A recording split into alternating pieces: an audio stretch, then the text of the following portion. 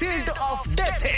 O my God Jimmy, বিশ্বাস করো এই পুরো জায়গাটাতে 20টা শক্তিশালী মাইন্ড বোম সেট করা আছে আর সেগুলো পুরোপুরি লুকোনো রয়েছে।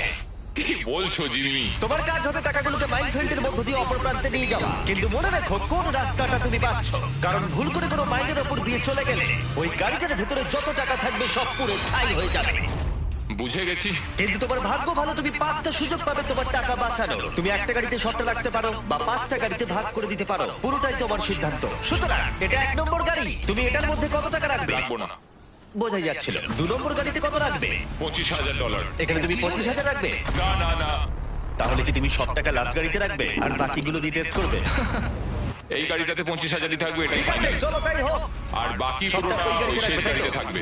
যে কোনো সাধারণ মানুষ নিজের সব টাকা লাস্ট গাড়িতে রাখার ভুল একেবারেই করবে না, কিন্তু তোমরা যেহেতু এত অব্দি দেখেছো তাই বুঝেই গেছো বাইরন মোটেই সাধারণ নয়।